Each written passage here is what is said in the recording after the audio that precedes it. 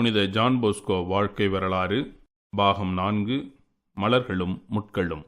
John புதுநன்மை வாங்கின சில வாரங்களுக்கு பிறகு புட்டிலியே ராதாஸ்தி என்னும் அழகிய கிராமத்தில் ஒரு வெளி தியானம் கொடுக்கப்பட்டது. அக்கிராமத்திற்கும் பெக்கிக்கும் நடந்தால் சுமார் 3/4 மணி நேரமாகும். புகழ்வாய்ந்த திருவுரையாற்றும் பேச்சாளர்களால் அத்தியானம் நடத்தப்பட்டதால் அவர்களுடைய மறைவுரைகளை கேட்க திரளான மக்கள் பக்கத்து ஊர்களில் இருந்து வந்திருந்தனர். நமது ஜானும் அத்தியான உரைகளை கேட்பதற்காக போனார். ஒரு நாள் மாலை ஜான் வீடு திரும்பி வரும்பொழுது அவருடைய அடக்கத்தையும் மரியாதையும் கண்டு வியந்த மறைதிரு கலோசோ அடிகளார் அவருடன் பின்வருமாறு உரையாடினார். தம்பி, நீ எந்த கிராமத்தில் இருக்கிறாய்? பெக்கியில் இருக்கிறேன் அடிகளாரே. நீ கூடவா தியான உரையை கேட்கப் போனாய்? ஆம் அடிகளே. ஆனால் நீ அதில் என்ன கண்டுபிடித்தாய்? சில வேளைகளில் உன் தாயார் உனக்கு நல்ல அறிவுரைகள் சொல்வாளே. என் தாயார் எனக்கு அடிக்கடி அறிவுரைகள் சொல்லுகிறார்கள். ஆனால் குருவானவர் ஆற்றும் மறையுரை கேட்பதில் நான் அதிக மகிழ்ச்சி காண்கிறேன். இதுவரையில் சொல்லப்பட்ட மறையுரையில் நீ ஏதாவது கண்டுபிடித்தாயா? எல்லாம் கண்டுபிடித்தேன் அடிகளாரே. அப்படியா? நீ இன்று சொல்லப்பட்ட மறையுரையில் 4 வார்த்தைகள் சொன்னால் உனக்கு 1 ரூபாய் கொடுக்கிறேன். முதல் மறையுரையை சொல்லவா, 2ஆம் மறையுரையை சொல்லவா? எதிலிருந்தாவது 4 வார்த்தைகள் கூறு. முதல் மறையுரை எதை பற்றி என்று உனக்கு நினைவிருக்கிறதா? முதல் மறையுரை காலதாமதமின்றி நாம் நம்மை இறைப்பணிக்கு கையளிக்க வேண்டும் என்பதை பற்றி. அதில் சொல்லப்பட்ட கருத்து யாது? மறையுரை 3 பகுதியாக பிரிக்கப்பட்டது. எந்த பகுதியை சொல்ல வேண்டும்? எதையாவது சொல் பார்ப்போம். இதோ சொல்கிறேன் என்று சொல்லி அம்மறையுரையின் 3 பகுதியையும் குறைந்தது அரை மணி நேரத்திற்கு மேல் அழகாக வரிசையாக தடங்கலின்றி கூறி முடித்தார். குருவானவர் அதிக வியப்படைந்து 2ஆம் மறையுரை பற்றியும் ஏதாவது கூறுகிறாயா என்று கேட்டார். இதோ அதையும் உங்களுக்கு சொல்கிறேன் என்று சொல்லி அதை பற்றி 10 நிமிடங்களுக்கு மேல் அழகாக பேசினார். குருவானவர் கண்களில் நீர் ததும்ப, தம்பி, உன் பெயர் என்ன? உன் பெற்றோர் உயிருடன் இருக்கிறார்களா? நீ ஏதாவது படித்திருக்கிறாயா? சுவாமி, என் பெயர் ஜான் போஸ்கோ. என் தந்தை நான் குழந்தையாக இருந்தபோதே இறந்துவிட்டார். என் தாயார்தான் என்னை காப்பாற்றி வருகிறார்கள். எனக்கு கொஞ்சம் எழுத படிக்க தெரியும். உனக்கு இன்னும் அதிகமாக படிக்க விருப்பமா? அதுவே என் விருப்பம் சுவாமி. படித்து முடித்த பின் என்ன செய்வாய்? படித்து குருவானவர் ஆவேன் சுவாமி. ஏன் அந்த பதவியை தெரிந்து கொள்கிறாய்? எத்தனையோ சிறுவர்கள் சரியான கவனிப்பின்றி கெட நேரிடுகிறது. அவர்கள் அவ்விதம் கெடாதபடி நான் என்னால் இயன்ற மட்டும் தடுப்பதற்காகத்தான் அப்பதவியை தெரிந்து கொண்டேன். மறைதிரு கலோசோ அடிகளார் மேற்கூறிய உரையாடலிலிருந்து ஜான் போஸ்கோவுக்கு மெய்யான தேவ அழைப்பு இருக்கிறது என்பதை கண்டுகொண்டார். ஆதலால் ஜானை பார்த்து, தம்பி, நீ பயப்படாதே, உன்னை நான் படிக்க வைக்கிறேன். நீ உன் தாயுடன் வருகிற ஞாயிற்றுக்கிழமை என்னை வந்து பார் என்று சொல்லி அனுப்பிவிட்டார். அதன்படியே மார்கரித்தம்மாளும் தன் மகனோடு குருவானவரை கண்டு பேச அவர் தானே ஜானுக்கு கல்வி கற்றுக் கொடுப்பதாக ஏற்றுக்கொண்டார். அச்செய்தி அந்தோணிக்கு தெரிய வர அவன் அதிக கோபம் கொண்டு ஜான் ஒருபோதும் படிக்கக்கூடாதென சண்டையிட்டான். அவனுடைய கோபத்தை தணிக்க ஜான் தினம் சிறிது நேரம் படித்த பிறகு வயலில் போய் வேலை செய்வதென முடிவெடுக்கப்பட்டது. இந்த முடிவும் அந்தோணிக்கு விருப்பமில்லை. ஆதலால் அவன் ஜானின் மீது பொறாமை கொண்டு தீய வார்த்தைகளை கூறி ஜானின் மனம் வருந்தும்படி செய்து வந்தான். நான் துன்பப்பட்டு வயலில் வேலை செய்ய நீ கையில் புத்தகத்தை வைத்துக்கொண்டு துறையாகலாம் என நினைக்கிறாயா? நான் இவ்வளவு பெரியவனாகியும் ஒரு புத்தகத்தை கூட கையில் எடுத்ததில்லையே என்று கோபத்துடன் அந்தோணி சொல்ல, உடனே ஜானும் கோபம் கொண்டு, நீங்கள் இவ்விதம் பேசுவது முறையல்ல. உங்களை விட அதிகம் பெருத்திருக்கும் நமது கழுதையும் பள்ளிக்கூடம் போனது கிடையாது. புத்தகம் எடுத்து படித்ததும் கிடையாது. அதே போலிருக்க உங்களுக்கு பிரியமா என்று கேட்டார். இவ்வார்த்தையை கேட்டதும் அந்தோணி வெகுண்டு தடியை தேட உடனே ஜான் தன் திறமையெல்லாம் பயன்படுத்தி ஓட ஆரம்பித்தார். அந்தோணி ஜானின் மேல் தீரா பகையை கொண்டதால் சிறிது காலத்திற்கு ஜானை வெளியில் வேலைக்கு செல்லும்படி அனுப்பி வைத்தாள் மார்கரித்தம்மாள். 13 வயதுடைய ஜான் தன் அன்பு தாயை பிரிந்து வீடு வீடாக வேலை தேடி அலைந்தார். ஒருவரும் அவரை வேலைக்கு ஏற்றுக்கொள்ளவில்லை. கடைசியாய் ஒரு நாள் மாலை பொழுதில் அழுகையுடன் ஒரு எஜமானனை கேட்க அவனும் இரக்கம் கொண்டவனாய் ஜானுக்கு சாப்பாடு கொடுத்து ஆண்டு முடிவில் 10 ரூபாய் கையில் கொடுப்பதாக ஏற்றுக்கொண்டான். அவ்வீட்டில் ஜான் வாழ்ந்த வாழ்க்கை மிகவும் வியக்கத்தக்கது. காலையிலும் மாலையிலும் சாப்பிடுவதற்கு முன்னும் பின்னும் வேலை செய்வதற்கு முன்னும் ஜெபம் சொல்வார். அவருடைய நன்னடத்தையை கண்ட அவ்வீட்டார் தாங்களும் இரவு ஜெபம் சொல்ல தொடங்கினர். சில தினங்களுக்கு பிறகு அவ்வழக்கத்தை மற்ற வீட்டினரும் பின்பற்றினர். சனிக்கிழமை தோறும் தன் எஜமானிடம் விடை பெற்றுக் கொண்டு கோவிலுக்கு சென்று ஒப்புரவு அருட்சாதனம் செய்து தேவ நற்கருணை உண்டு வருவார். ஞாயிற்றுக்கிழமைகளில் தன் கிராமத்தில் செய்தது போல சிறுவர்களை ஒன்று கூட்டி அவர்களுக்கு மறைக்கல்வி கற்பிப்பார். காலையில் கோவிலில் கேட்ட திருவுரையை திரும்ப சொல்வார். மண்ணும் விண்ணும் போற்றக்கூடிய தேவத்தாயின் மீது அன்பு கொண்டு பண்ணிலே பாட்டமைத்து இனிமையாக பாடுவார். சிறு கதைகளையும் புதுமைகளையும் சொல்லி எல்லோரையும் மகிழ்ச்சி கடலில் மூழ்க வைப்பார். ஒரு நாள் தோட்டத்தில் திராட்சை கொடிகளை நட்டு கொண்டிருக்கும் போது தனக்கு முதுகும் முழங்கால்களும் வலி எடுப்பதாக சொன்னார். அதற்கு எஜமானன், வயதான காலத்தில் முதுகு வலிமையுடையதாக இருக்க வேண்டுமேயானால் இந்த இளம் வயதில் நன்றாக உழைக்க வேண்டும் என்றான். அவரும் கீழ்ப்படிதலுடன் தன் வேலையை தொடர்ந்து செய்தார். சிறிது நேரத்திற்கு பிறகு தன் எஜமானரை பார்த்து, நான் நடும் செடிகள் அதிக கனிகள் கொடுக்கும், அதன் சாறு அதிக சுவையுள்ளதாக இருக்கும், செடிகள் நீண்ட காலம் நிலைத்திருக்கும் என்று ஜான் கூறியபடியே எல்லோரும் வியக்கும் வண்ணம் அக்கொடிகள் 2 மடங்கு கனிகள் கொடுத்தன. அப்பழத்தின் சாறு இனிமையுடையதாக இருந்தது. மற்ற கொடிகள் எல்லாம் பட்டுப்போக ஜான் போஸ்கோ நட்ட கொடிகள் மட்டும் 1828ஆம் ஆண்டு முதல் 1890ஆம் ஆண்டு வரையில் நீடித்திருந்தன. எஜமானரின் பேரன்கள் அக்கொடியின் பழங்களை புனித ஜான் போஸ்கோவிற்கு அன்புடன் கொண்டு போய் கொடுத்தார்கள். ஜான் போஸ்கோ தனது வேலைகளுக்கிடையில் படிப்பையும் மறக்காமல் படித்து கொண்டிருப்பார். வயலில் உழுது கொண்டிருக்கும் போது கூட ஒரு கையில் கலப்பையும் மறுகையில் புத்தகமுமாயிருக்கும். ஒரு நாள் அவருடைய எஜமானன் அவரை நோக்கி, ஜான், நீ ஏன் படிப்பை விரும்புகிறாய்? குருவானவராகத்தான் படிக்க விரும்புகிறேன். நீ குருவானவராகவா? நீ தொன்போஸ்கோ ஆவதற்கு பதிலாக தொன் போஸ் ஆவாய். போஸ் என்னும் வார்த்தைக்கு அவ்வூரில் பேசும் மொழியில் தலை பெருத்தவன் அல்லது மூளையில்லாதவன் என்று பொருளாகும். ஐயா, நான் ஒரு நாள் குருவானவராக இருப்பதை நீங்கள் பார்க்கத்தான் போகிறீர்கள். அதே வீட்டிலிருந்த அன்னம்மாள் என்னும் சிறுமியும் அவளை ஏளனம் செய்து வந்தாள். அப்பொழுது ஜான், நீயுமா என்னை ஏளனம் செய்கிறாய்? நான் குருவானவராக இருக்கும்போது நீ என்னிடம் ஒப்புரவு அருட்சாதனம் செய்ய வருவாய் என்று சொன்னார். அவர் சொன்னது போலவே அவள் பலமுறை தொன்போஸ்கோவிடம் சென்று ஒப்புரவு அருட்சாதனம் செய்து வந்தார். பின்னால் நடப்பதை முன்கூட்டியே சொல்லும் தெய்வத்தன்மையை இளம் வயதிலேயே பெற்றிருந்தார். ஜானுக்கு படிப்பதில் எவ்வளவுதான் விருப்பம் இருந்தாலும் ஒரு ஆசிரியரின்றி என்ன செய்வார்? ஒரு நாள் வழக்கம்போல் மாடுகளை வயலுக்கு ஓட்டிக்கொண்டு செல்லுகிற வழியில் தன் தாய் மாமனாகிய மிக்கேல் என்பவரை சந்தித்தார். உடனே அவர் ஜானை பார்த்து கேட்டார், நீ இப்போதாகிலும் மகிழ்ச்சியாக இருக்கிறாயா?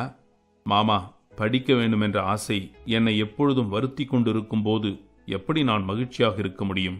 கவலைப்படாதே ஜான், நான் உனக்கு உதவி செய்கிறேன். நீ உடனே மாடுகளை உன் எஜமானனிடம் ஒப்படைத்துவிட்டு உன் தாயாரிடம் போ. நான் உடனே அங்கு வருகிறேன். வீட்டிற்கு நான் போக மாட்டேன். அம்மா என் மீது சினம் கொள்வார்கள். உன் மாமன் சொல்வதை கேள். ஒன்றுக்கும் பயப்படாதே. சில பொருட்களை வாங்க கடைக்கு போகிறேன். 10 நிமிடத்திற்குள் உன் வீடு வந்து சேர்வேன். எப்படியாவது உன்னை படிக்க வைக்க ஏற்பாடு செய்கிறேன் என்று சொல்லிவிட்டு போய்விட்டார். உடனே ஜான் தன் எஜமானனிடம் மாடுகளை ஒப்படைத்துவிட்டு நடந்த நிகழ்ச்சிகளை கூறி விடைபெற்று கொண்டு மகிழ்ச்சியுடன் வீட்டை நோக்கி வீறுநடை போட்டு நடக்கலானார். வீட்டினுள் காலை வைத்ததும் மார்கரித்தம்மாள் கோபத்துடன், எங்கே வந்தாய்? வந்த வழியை திரும்பிப்போ என்றாள். என்ன செய்வதென தெரியாமல் இருதலை கொள்ளி எறும்பு போல தவித்து நின்றார். அந்தோணி இருந்ததினால்தான் இவ்வாறு தன்மீது கோபம் கொண்டாள் என்பதை அவளின் முகக்குறிப்பினால் உணர்ந்து கொண்டார். ஆதலால் தாயின் வார்த்தைக்கு கீழ்ப்படிவது போல வீட்டை விட்டு வெளியே சென்று தன் மாமன் வரும் வரையில் ஒரு புதருக்குள் மறைந்திருந்தார். சிறிது நேரத்திற்கு பின் மிக்கேல் தன் சகோதரியாகிய மார்கரித்தம்மாளை சந்தித்து ஜானை படிக்க வைக்க வேண்டும் என வாதிட்டார். இதை கேட்டுக்கொண்டிருந்த அந்தோணி அமைதியாக இருந்தார். ஆதலால் ஜான் முன்போல மறைதிரு கலோசோ அடிகளாரிடம் பாடம் கற்றுக்கொள்ள சென்றார். அவரும் அன்போடு அவரை ஏற்றுக்கொண்டு அந்தோணி செய்யும் கொடுமைகளை கேட்டு மனம் பொருந்தி ஜான் குருவானவராகும் வரையில் ஏற்படும் அனைத்து செலவுகளையும் தாம் ஏற்றுக்கொள்வதாக உறுதியளித்தார். இந்த நல்ல செய்தியை கேட்ட மார்கரித்தம்மாளும் சூசையும் ஆனந்த கடலில் மூழ்கலானார்கள். 1829ஆம் ஆண்டு ஜான் மறைதிரு கலோசோ அடிகளாரிடம் படித்துவிட்டு இரவில் தூங்குவதற்கு மட்டும் வீட்டிற்கு செல்வார். அந்தோணி ஜானுக்கு மேலும் துன்பத்தை விளைவித்தான். இதனை அறிந்த குருவானவர் ஜானை இரவிலும் வீட்டிற்கு செல்லாமல் தன்னுடன் இருக்கும்படி கூறிவிட்டார். அப்போது ஜானுக்கு வயது 15. இக்கடைசி முடிவிற்கும் அந்தோணி இணங்காததால் மார்கரித்தம்மாள் அவனுக்கு சேர வேண்டிய பாகத்தை பிரித்து கொடுத்துவிட்டு தனியே வாழும்படி ஏற்பாடு செய்துவிட்டாள். மலைபோல் வந்த துன்பங்கள் எல்லாம் பனிபோல் நீங்கின. இனி யாதொரு குறையும் இல்லை என ஜான் எண்ணிய நேரத்தில் அவர் நம்பிக்கை யாவும் விரைவில் மறையலாயிற்று. ஒரு நாள் ஜான் ஏதோ ஒரு வேலையாக தன் தாயார் வீடு செல்ல சிறிது நேரத்திற்குள் ஒரு மனிதன் ஓடி வந்து, ஜான், ஜான், சீக்கிரம் ஓடிவா. நம் குருவானவர் திடீரென மரண வேதனையில் இருக்கிறார்.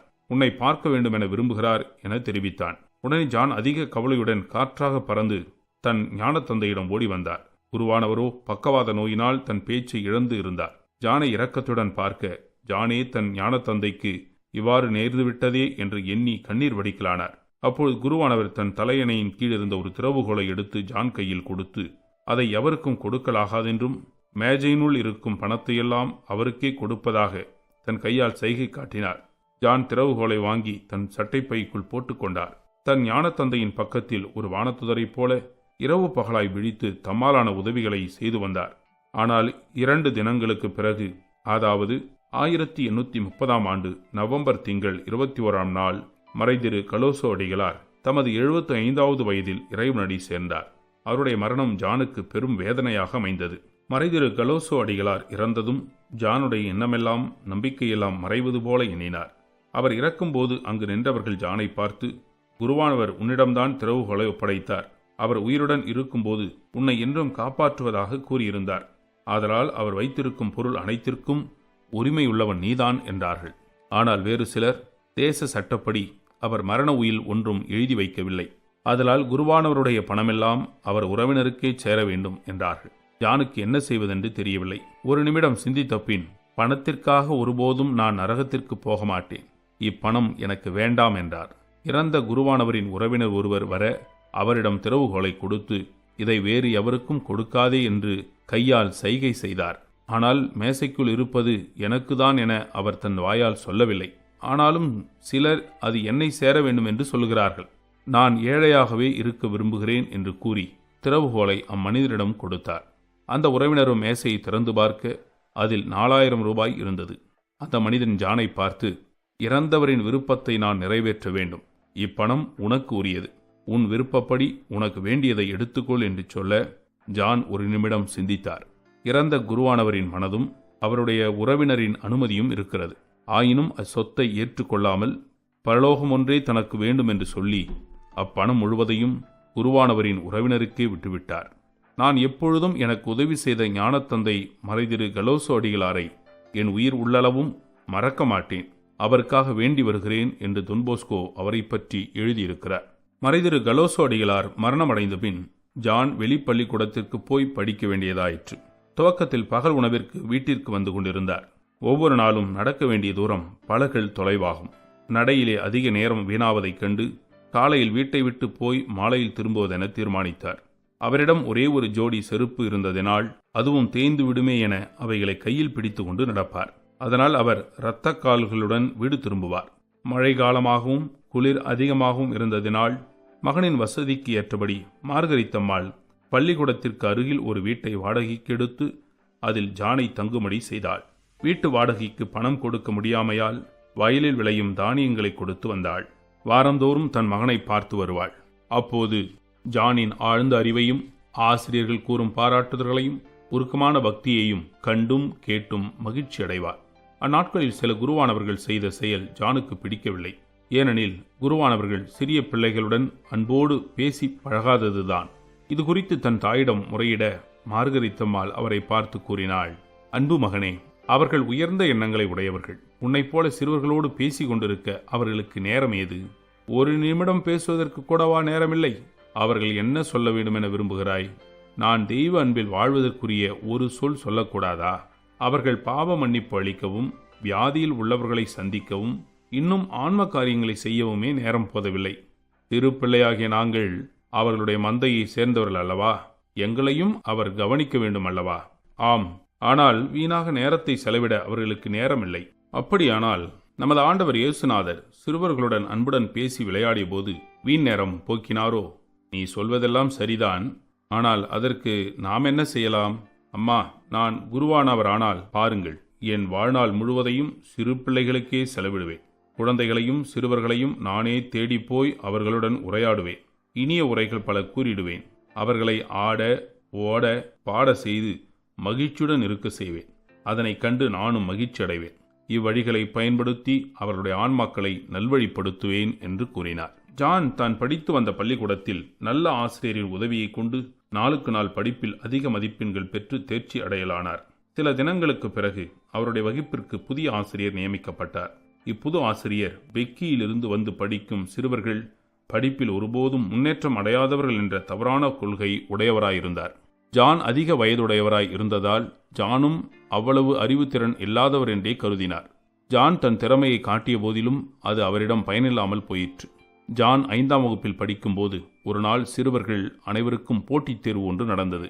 ஜான் தன் ஆசிரியரை பார்த்து, ஐயா, நான் 7ஆம் வகுப்பு தேர்வினை எழுதுவேன் என்றார். உடனே ஆசிரியர், தம்பி, நீ பெக்கியிலிருந்து வருகிறாய் என்பதை மறந்து போனாயோ? லத்தீன் மொழி என்றும் உன் மண்டையில் ஏறவே ஏறாது. போ போ என அவரை ஏளனம் செய்தார். ஆனால் ஜான் அத்தேர்வில் தன்னையும் சேர்த்து கொள்ள வேண்டுமென கெஞ்ச பிறகு ஆசிரியரும் ஒத்துக்கொண்டார். ஜான் சிறிது நேரத்திற்கெல்லாம் தான் எழுதியதை ஆசிரியரிடம் கொண்டு போய் காண்பித்தார். ஆசிரியரோ அதை படித்து பார்க்காமல் ஜான் எழுதியது தப்பாகத்தான் இருக்குமென நினைத்து மேசை மேல் அலட்சியமாக தூக்கி எறிந்தார். இதை கண்ட ஜான், தயவு செய்து படித்து பாருங்கள் ஐயா என்று வருந்தி வேண்ட அவரும் வேண்டா வெறுப்புடன் படித்து பார்த்தார். அதில் ஒரு தவறும் கிடையாது. உடனே ஆசிரியர் ஜானை பார்த்து, தம்பி, உன்னால் இவ்வாறு நன்றாக எழுத முடியாது. நீ யாரையோ பார்த்து எழுதியிருக்கிறாய் என்றார்.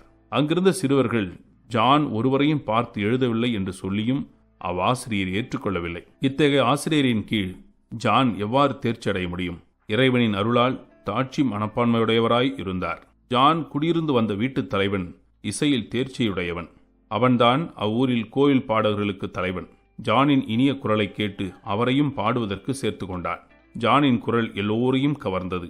எல்லோரையும் விட இனிமையாகவும் தெளிவாகவும் பாடுவதல்லாமல் அக்கோவிலின் கிண்ணறத்தையும் வயலின் என்னும் கருவியும் நன்றாக வாசிக்க கற்றுக் கொடுத்தார். ஜான் தான் படித்த நேரம் போக மீதி நேரத்தை வீணாக்காமல் பல கைத்தொழில்களை கற்க விரும்பினார். சில காலத்திற்குள் கைதேர்ந்த தையற்கலையையும் கருமான் தொழிலையும் கற்றார். பிற்காலத்தில் அனாதை சிறுவர்களுக்கு பல கைத்தொழில்களை கற்பிக்கும்படி இறைவனால் தேர்ந்தெடுக்கப்பட்டவர் தாம் என்பதனால் அவற்றையெல்லாம் முன்கூட்டியே கற்றுக்கொள்ளும்படி அமைந்தது.